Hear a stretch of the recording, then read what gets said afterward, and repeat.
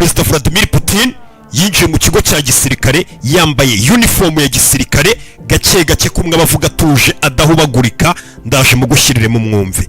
Arangije we n'igihugu cye Perezida Vladimir Putin akifatiramo basuzuma igisasu gishyashya kwisi gisasha ku isoko ku buryo icyo gisasu abantu bose bari kucyumva muri kano kanya. Nufungura ibitangazamakuru byose byo kwisi iki gisasu Vladimir Putin yamuritse cyangwa se basuzumye nta handi hantu kiri. Nyuma y'icyara amaze kugaragaza mu minsi ishize yazanye kirenzeho. Ibi abikoze mu gihe bari bamaze iminsi bamufatira ibihano bari kugaragaza akanya kari ko kose bakohereza n'ingabo cyangwa se n'ibindi bisasu ngo za Tomahawk ngo zikajya kuba zafasha Ukraine, ayisabereka igisasu batari bazi ko gishobora kuba kiriho muri kano kanya ku isi. Icyo gisasu nicyo ngira ngo tuvugeho rero Putin yagaragaje isi yose ikaba yakangaranye. Yagisuzumye mu ijwi rituje kumwe ajya avuga ubushize ku munsi w'ejo muderi nababwiye ukuntu yababwiye ngo muramutse mwohereje izo Tomahawk zivuye muri Amerika mu kazi ya Ukraine mwahura n'ibibazo bikomeye. Ati ibyo bintu ntimuzabikore. Avuga tuje kandi ukabonera kuvuga ibintu biteye ubwoba. Niko rero anaroncinga ibi bisasu cyangwa se babisuzuma niko n'ubundi bari kuvuga ntago wamwumva ari gutongana. Avuga gahoro gahoro. Babagome mujya mubona mu mafilimi ukuntu bavuga. Uburusiya cyangwa se Perezida Vladimir Putin muri uniform yaje yicara imbere y'ikigo cya gisirikare abasirikare bari barimo, arangije asobanura iby'iki gisasu cyitwa bakise mu kirimi cyabo ngo ni Burevestnik. Ubu niyo nkuru iri kuvugwa ku isi. Igisasu cyitwa Burevestnik ahantu ngo iki gisasu gitereye ubwoba cyane ni igisasu gishobora kuba cyaraswa kikagenda ibirometero bigera mu bihumbi 14. Mu yandi magambo iki gisasu gishobora kuva mu Burusiya kikagenda cyihuse cyane kikagera muri Amerika kikaba cyazenguruka kikongera kikagaruka muri Leta Zunze Ubumwe kikagaruka n'ubundi mu Burusiya n'urugero. Urumva ahantu gishobora kuba cyarasa. Ikindi ni igisasu gishobora kumara amasaha 15 kikiri mu kirere kitaracika intege ngo kimanuke. Ndetse iki gisasu gifite ngo ubushobozi muri make ni igisasu bavuga ko kidafite ahantu na hamwe ku isi kidashobora kuba cyarasa muri kano kanya. Uko haba ari kure hose uvuye ku Burusiya hose iki gisasu cyagenda kikahagera.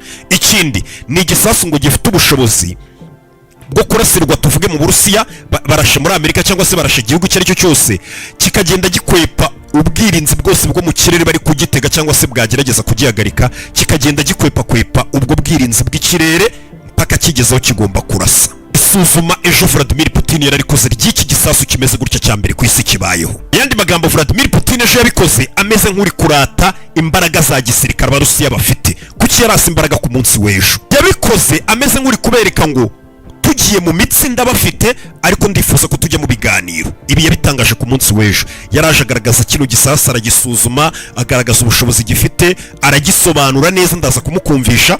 Arangije ahita anavuga atari ko twebwe Burusiya buriya twiteguye kubereka ko inzira y'ibiganiro yo ya mbere muje mu biganiro nibyo sawa tugakemura ibibazo.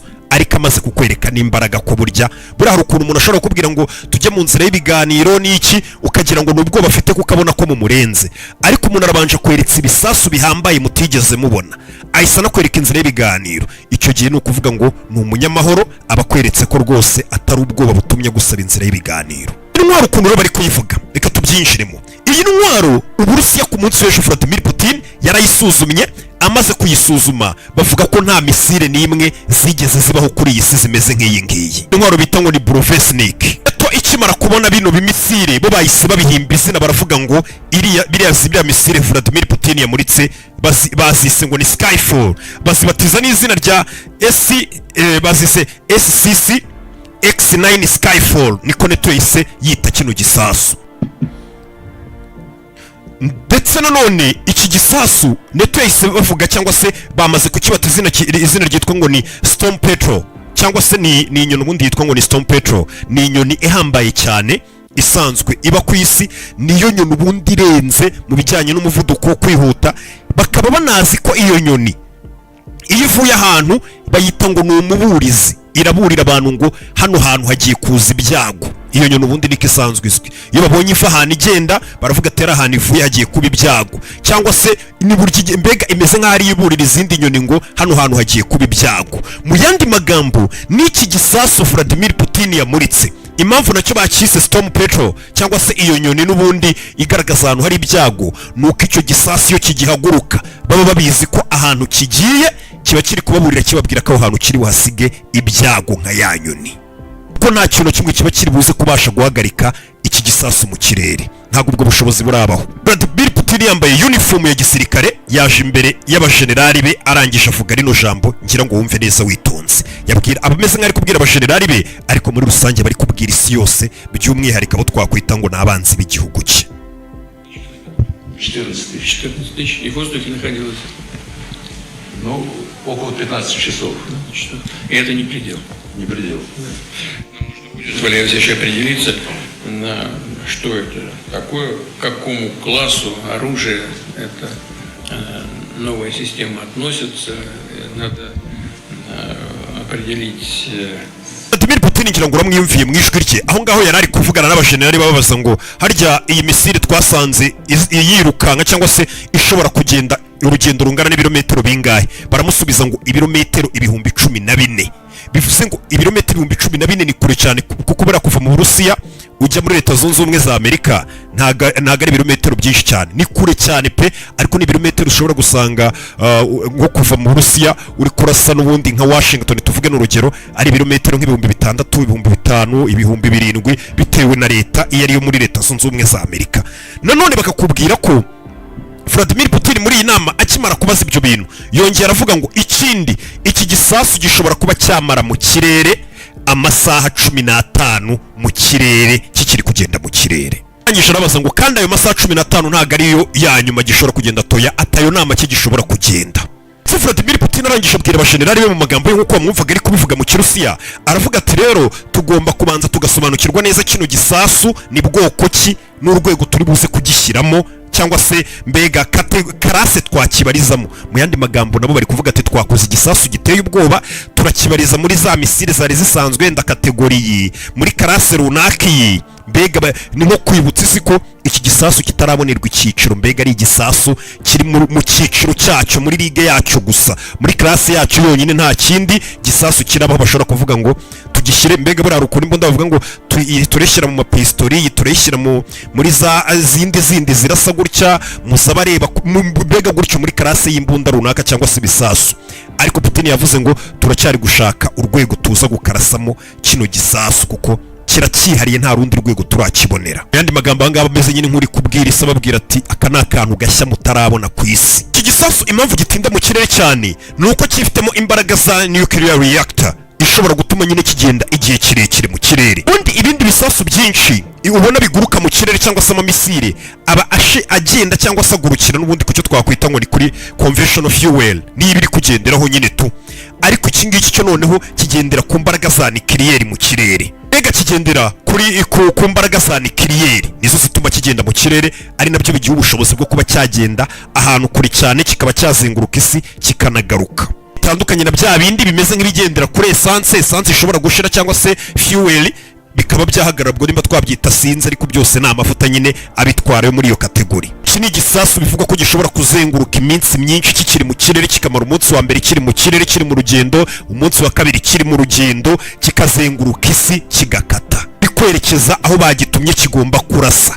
Kandi ngo kikaharasa nta bwirinzi na bumwe bw'ikirere ku isi muri kano kanya bushobora kuba bwagihagarika. Hari ukuntu nyine ibihugu byinshi usanga ngira ngo mwabonye za Israel ziba zifite cya kirere kirinzwe n'imizo za Iron Dome, usanga ngo no mu Rwanda nabo buriya hari ubwirinzi bw'ikirere leta twagiye tububona, usanga leta ibihugu byinshi nyine bigira ubwirinzi bw'ikirere bugiye buhambaye burutanwa bitewe n'ubushobozi cyangwa se ibyiciro nyine n'ubundi mu gitamo byumva cyangwa se n'imbaraga n'amikoro y'igihugu. Ariko iki gisasu ngo nta gihugu na kimwe muri kano kanya gifite systeme y'ikirere y'ubwirinzi ishobora kuba yagihagarika, kuko ngo iki gisasu barakubwira ngo kigiye kurasa hano hantu niho kiba kiri buze kurasa pe, nabo kirashima muri kwabona aho kigiye kurasa. Ariko ngo ntago muri bumenye ngo inguni kiri bwinjiriremo kirasa. Mushobora kuvuga ati kigiye kurasa hano kiraca iburyo cyangwa ibumoso, ntimumenye inguni kinyuzemo kugira ngo gipime cya gipimo bagitumyeho. Mbega ngo ntago wapfa kumenya uburyo kikigendamo, kirakwepa kifitemo ubushobozi ngo butigeze bugaragara kuri iyi si. Inzobere mu byerekeranye n'ibisasu zatangiye gusobanura ngo iyi misile ubwayo imeze nk'indege iyi misiri ngo imeze nk'indege nk'uko ngo yifitemo noneho ngo na moteri ngo nk'iya jet cyangwa se za ndege nyine za jet. Bimeze badusobanura ati nk'uko ziriya ndege uba usanga zifite moteri yazo zikoresha kugira ngo zibashe zigakoresha fuel cyangwa se benzine, ubwo nimba ariko twabyita, kugira ngo zitwike oxygen indege ikomeze igende. N'iki gisasu niko kimeze, ibyo nabyo kirabikora. Ariko zo noneho iki gisasu cyo ntago gikoresha icyo twita ngo ni fuel mu gutwika oxygen, cyangwa noneho ngo gikoresha nuclear reactor kugira ngo kibashe gutwika oxygen. This missile is really like a small airplane. It has a jet engine on it. And just like a jet engine uses fuel to burn oxygen, this does exactly the same thing, but it uses a nuclear reactor to burn the oxygen and produce the thrust. Iyo ni inzobere mu bijyanye n'ibisasu yagize ubwoba ndetse iri kudufasha kugira ngo dusobanukirwe ibyerekeranye n'iki gisasu cyatumye isi yose icika ururondogoro. Bya bihugu bindi bisanzwe bivuga Uburusiya turabufite, twabugira gutya, muri aka kanya babaye bacecetse. Bisi ubwa mbere Uburusiya bubikoze mu ntangiriro z'uyu mwaka, Vladimir Putin n'ubundi yamuritse ikindi gisasu giteye ubwoba, twarabibonye. Icyo nacyo yari yamuritse, wibuke ko nacyo cyari cyabacanze, nacyo bataragira ubushobozi cyangwa se bataramenya uburyo gikozemo, nacyo cyari kirenze. None ayisaba murikiraho n'ikindi noneho cyo kitarigera kinagaragara, cyo mbega kirenze icyo twakwita ngo ubwenge bw'abanzi cyangwa se ubwenge bwa diversaire. Iki gisasu batangiye kuvuga ngo, uribuka ko Perezida wa Leta Zunze Ubumwe za Amerika yavuze ngo yasinye umushinga wo kugira ngo batangire bubake ubwirinzi bw'ikirere cya Leta Zunze Ubumwe za Amerika, aricyo bise ngo ni Golden Dome. Bamaze gutangaza nibwo bwirinzi bw'ikirere ngo buzaba bubayeho ku isi buhambaye cyane burenze ubwo ngubwo Trump yise ngo ni Golden Dome. Ariko bamaze gutangaza ko iyo Golden Dome niyo yakubakwa, iyi izashyirwa muri Amerika. Iki gisasu ngo ubwo bwirinzi bwa Amerika ntabwo bwabasha nabwo guhagarika kino gisasu, kandi wumve ngo iyo Golden Dome nta nubwo irubakwa muri Amerika, ariko ngo nimara no kubakwa nubwo twayitinye twabonye amamiliyari azayimenwaho, ariko ngo nayo ubwayo ntabwo ifite ubushobozi bwo guhagarika kino gisasu.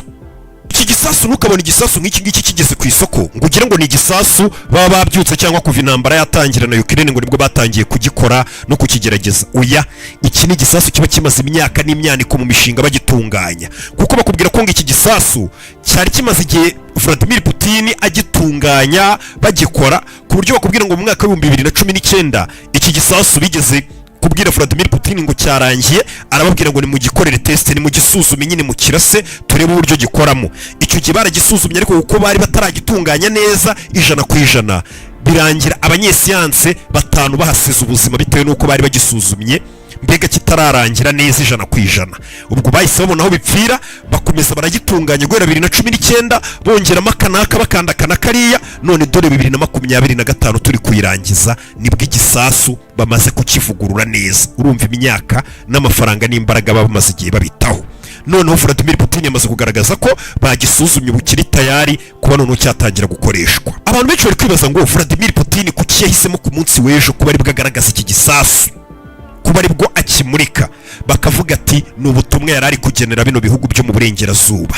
Bimaze iminsi mu manama, mubonye inama Zelensky yari arimo mu Burayi ari kumwe n'abari abanyaburayi, n'ejo bundi hari mubonye iyo yakoreye muri Leta Zunze Ubumwe za Amerika yaje gusaba za misile ngo za Tomahawk, bavuga ati nabona ziriya misile none Uburusiya araburasara bumara. Mwarabibonye, mwabonye ibihano bimaze iminsi bamufatiye, akabwira ati nyamara twakwigira mu biganiro, bakabyanga, bakavuga ati tubanze tugufatire ku bihano kugira ngo nitujya mu biganiro uzabusa nk'uwashyize agapira hasi. Akababwira ati nta gihugu cyiyubaha, narabibabwiye, gipfa gushyirwaho igitutu kugira ngo bagikoreshe cyangwa se ngo abe aribwo cyumvikana n'abandi. Rero abantu baribaza ngo yagaragaje iki gisasu uyu munsi kugira ngo aho ubutumwa bino bihugu byo mu burengerazuba. Vladimir Putin yagombaga kugirana ibiganiro muri uku kwezi tugiye kwinjiramo na Trump wa Leta Zunze Ubumwe za Amerika, ariko Trump ibyo biganiro bihagarika, aravuga ngo biriya biganiro nimba tutazagera tugiye gusinya ko intambara ihagaze, ahubwo tukajya ngo kuganira kuri process y'uko intambara izahagarara, ibyo biganiro mbaye mbisubitse ahubwo mbafatiye ibihano. Bivuze ngo bimeze nkaho Putin yarakaye nawe akahita avuga ati reka nanjye ngira ubutumwa nkugenera, kuko nanjye umaze iminsi ugeneye ubutumwa bwo kumfatira ibihano. Vladimir Putin mu magambo yavuze ngo izi ntwaro ziteguye gukoreshwa kandi ndi tayari kuba nazohereza ku rugamba. Gusa Vladimir Putin mu magambo yasoje avuga ati twebwe nk'Uburusiya tuniteguye kuba twajya ku meza y'ibiganiro akanya kariko kose, namwe mwaba muri tayari, nta kibazo dufite. Abantu benshi batangiye kuvuga ngo iyi ni science fiction, ibaye impamo cyangwa se ni inzozi za science fiction zibaye impamo, bya bintu mbega abantu babona mu mafilime bakavuga ati biriya bintu ntabwo bizigera bibaho, ntabwo bishoboka. Umugabo abigize impamo tubireba. Yandi magambo, inzozi arazikabishe ariko ntabwo ari inzozi nziza, ahubwo ni indoto mbi. Ndetse bino bikomeje kugaragaza ko isiganwa ry'ibihugu mu gukomeza kurushanwa gukora intwaro zihambaye muri iki kinyejana turimo bikomeje gufata urundi rwego. Ndetse bino bintu ni ibintu biba biteye ubwoba ku kiremwa muntu muri rusange, kuko usanga nk'uko nguko uyu mugabo yakoze izi ntwaro zimeze uku, ubwo ni igitutu abashyize ku bindi bihugu byitwa ko ari ibihangange ku isi, bose bahita babicara nabo bari kwiga. Buriya ntugire ngo abandi bararyamye bahita bavuga ati abandi ni hari abageze, natwe turebe ko twabaruta, bagakomeza barushanwa gukora ibitwaro ngo birenze ku bandi. Kandi uko barushaho gukora intwaro zirenze iz'abandi, niko nyine barushaho gukora intwaro zarimbura ubuzima bwa benshi. Ndetse abenshi bakubwira ko bino bisasu bakomeza bakora babika, none se n'iby'umurimbo n'ibyo kuzakoreshwa. Bivuze ngo hari igihe rimwe uzagira gutyo ugasanga twebwe ubwacu ikiremwa muntu iyi si turayirimburiye ku giti cyacu. Urusiya nubwo bwakoze intwaro bwayise ngo iyi ni ingabo yo kudukingira, ariko biriya bihugu byo mu burengerazuba bikavuga ngo ahubwo niyo kuturangiza. Kora subscribe aho hasi nze twikomereze n'ibindi biganiro. Mu kanya ndaje mbazengurutse hirya no hino mu mijyi narindimo hano muri Leta Zunze Ubumwe za Amerika, turebera n'amateka yawo n'ibyagiye bimbaho hano hakurya. Byose ni kuri YouTube channel. Kora subscribe aho hasi, ndaje mu kanya. Mbega uburyohe, ntuzavuge ngo wariye umuceri utarariye umuceri wa Lucky Rice. Uri umubyeyi uhahira urugo, uri umukozi wo mu rugo utumwe guhaha, genda ubaza Lucky Rice. Uyu muceri w'igitangaza wera mu Rwanda uri mu moko menshi cyane ku buryo buri umwe yisangamo bitewe n'amikoro ye. Tubafite umuceri mwiza muremure wo mu Bugarama, umugufi, basmati ibereye ibirori na brown rice, tutibagiwe akawunga keza, ifu y'igikoma ya finoli n'isukari ihendutse, byose byo mu Rwanda. Akarusho kandi ushobora no guhamagara iyo nimero ubona kuri ekara yawe, bakakoherereza ibiro byose by'umuceri ushaka mu rugo iwawe, ukarenzaho inote y'igihumbi gusa. Ahira kuri wa@luckyrice.com cyangwa mu maduka yacu akwegereye. Lucky, ibyiza bihebuje.